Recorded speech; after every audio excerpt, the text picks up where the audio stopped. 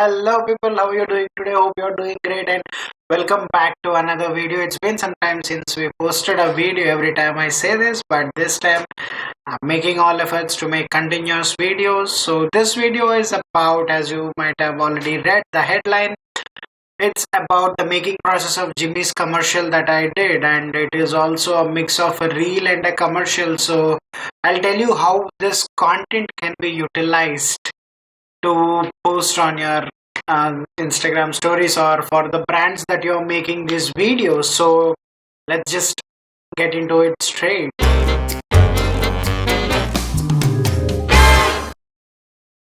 First things first, I'm not a pro with Final Cut Pro. Yes, I use Final Cut Pro as my primary editing software right now. I shifted from iMovies to this, and I must say the experience is pretty good. I love it. Like, it's vast, it's huge.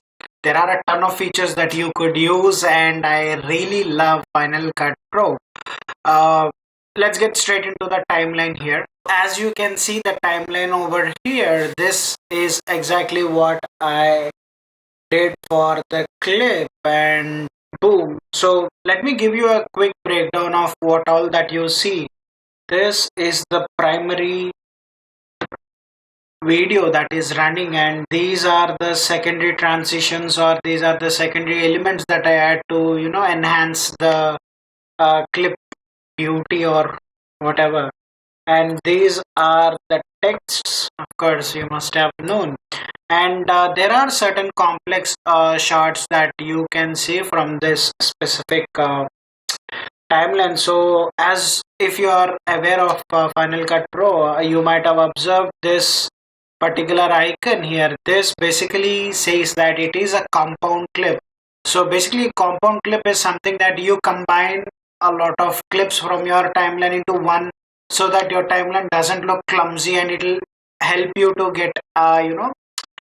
enable the work smooth. So let's get straight into the breakdown of every single clip, and yeah, pretty much straightforward. The first, if you see, so right, it just has a pan and a zoom effect.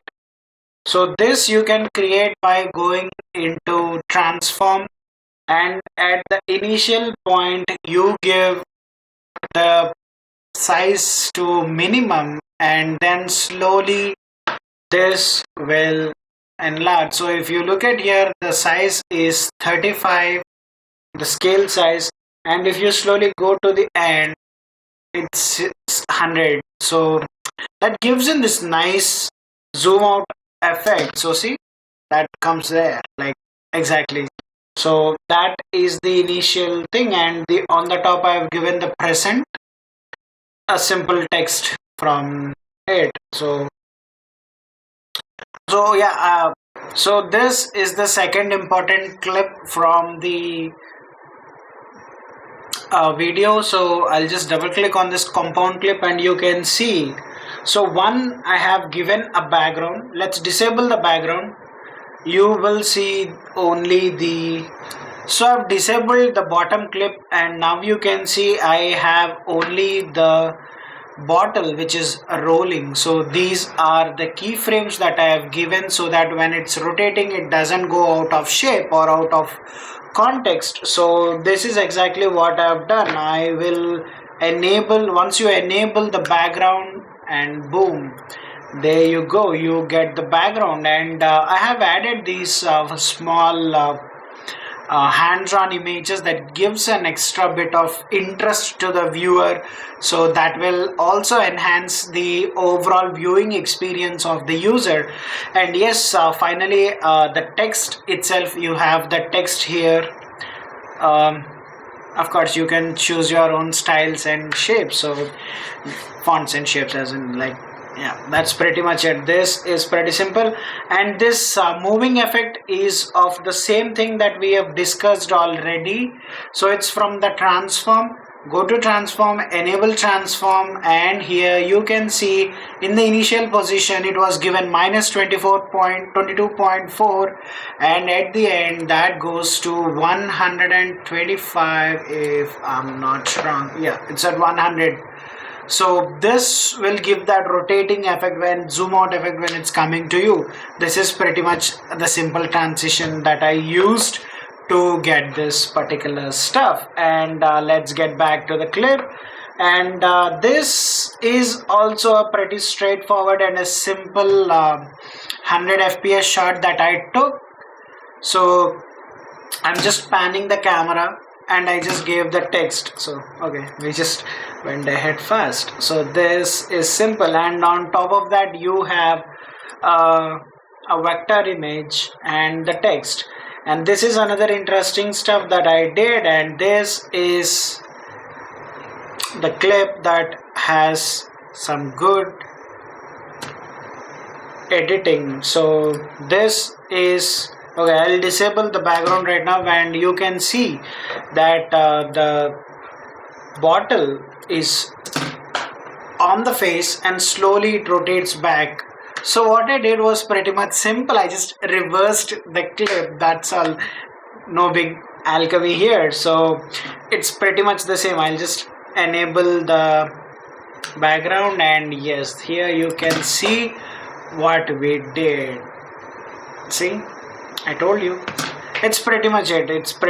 Nothing complex over here. I just have transform that clip in reverse and we get this stuff. Okay, so that's with that, and this is a quick transition that I gave. And this is pretty similar to the Cosmopolitan that we did, and this is nothing complex here.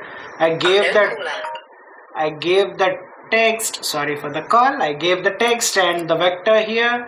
And yes, this is another important thing that we do. So usually you find that flickering kind of stuff, right?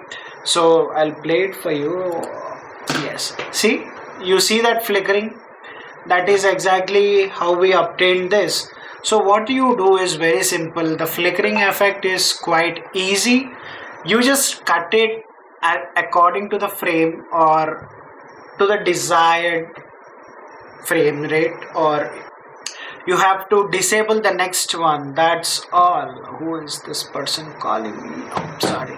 You just have to disable the next particular one. So what you can see is pretty straightforward. I have enabled this, I have disabled this, enabled, disabled, enabled, disabled, and then the streak continues to whichever clip that you want to stop, and the output is boom. Simple. See, that's the flickering that you get. I did not want to add any text here, so I just left it like that, because it's just the beat that goes tick tick tick and then it's off, stops. So yes, that is exactly where this ends, and this is a complex color grading that I did. And actually color grading, you have to do it according to the particular ambience that you want to create. There are a lot of prefixed or fixed LUTs on the internet that I've come across, but I'm not really interested in purchasing all those because they were costing $30, $60 and all. So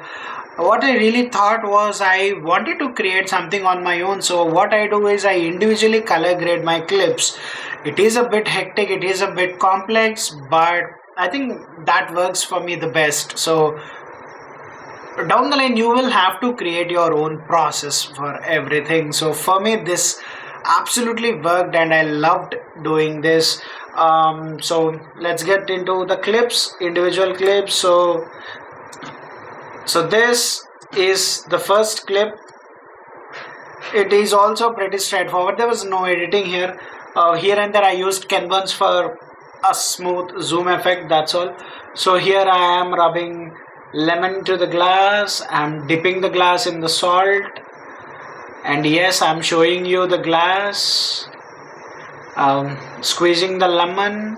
So this was shot in f2.8 90mm macro lens by Sony. So the detail is absolutely beautiful. The perfection, the lens you call, is perfection. So yes, let's jump to the next, and here you see that I am dropping in the cubes, and here I'm just dropping in the cubes from the top angle and I just reversed it. No alchemy as well. So yes, they are going back. That's why I'm giving you a frame to frame rate viewing experience. So yes, that I just dumped into the class, continuing the previous wala shot. So here what we can see is I am pouring the Bombay Sapphire into the glass. Sorry, into the measuring cup, and gives you a nice smooth effect, out focus, and yes, this gives you a far more better angle. So this is from the front angle, the previous shot was from the top, and I've given it a Kanban, so just that's that. So just goes into it and smooths out, and this I'm just pouring it in, and I'm opening the lid, and from the top angle I'm pouring in the mixer, and from the side angle as well. And yes, I'm just mixing it, and I'm taking the glass, and I've done, boom, and that's pretty much it, and there is nothing complex here. So that is with the color grading, and yes, I've added these vectors, the small object that I have taken from Canva. What happens is that when there are boring scenes or when there are continuous shots without a lot of color, because color attracts people, like people fall for color, so they love watching colors. So obviously you need to have something on the screen that is, see, having a lot of color is also distracting, at the same time having no color is also boring. So you need to find a little balance between them, and that is exactly what I did. On the top I have given a simple strip that has orange, pink, and green.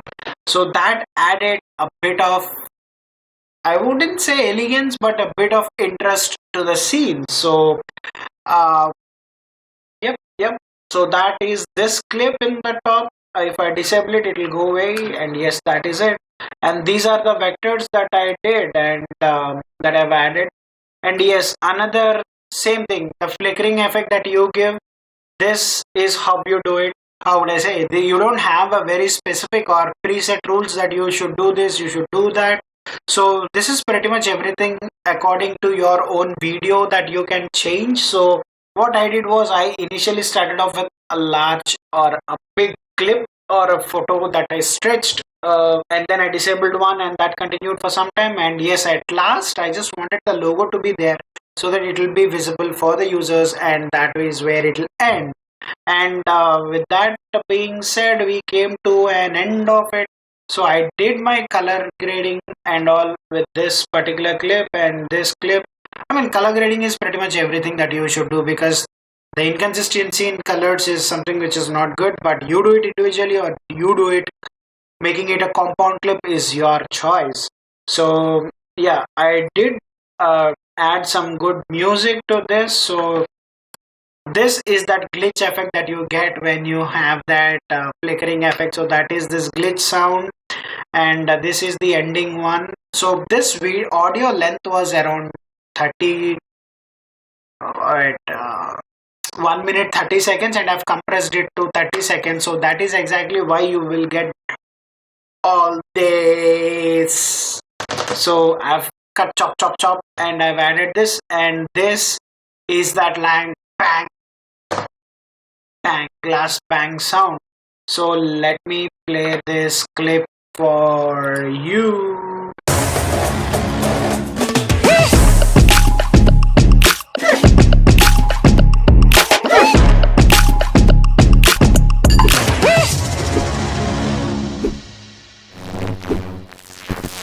So that's all for this video. If you want more tips about masking and keying that I did, they are pretty much available everywhere. I don't want to talk a lot about it. Masking is very tedious, but yes, if you want a good output, you should definitely consider masking your product. For example, I missed this point, but let me show it to you. So this is, okay, let me disable this. Okay. Okay. Yes.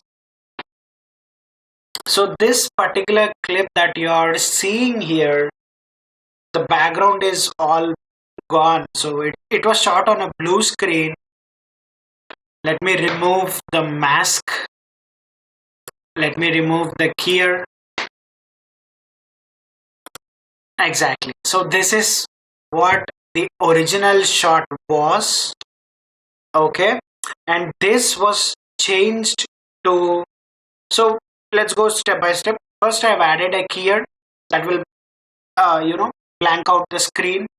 You might have a bit of rough edges, so you can use feather for that. There are a ton of options inside it, so you can explore them, and you can still see that rotating cup bottom. So that is where masking comes. And if I there is an option called draw mask. You just drag and drop draw mask, and you draw mask beneath it, and boom, it's gone. Magic.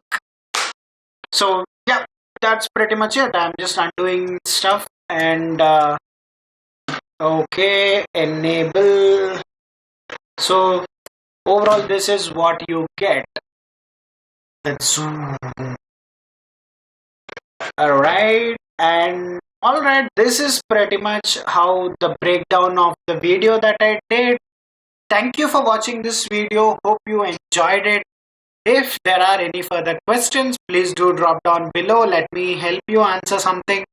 But as I said, I'm starting out with Final Cut Pro and I'm learning still. So I am experimenting with a lot of stuff. So it might take some time dropping in some videos. But yes, I thoroughly enjoy this product photo shoot or product photography experience. And I look forward to create some amazing content on this. So here is the reel for you.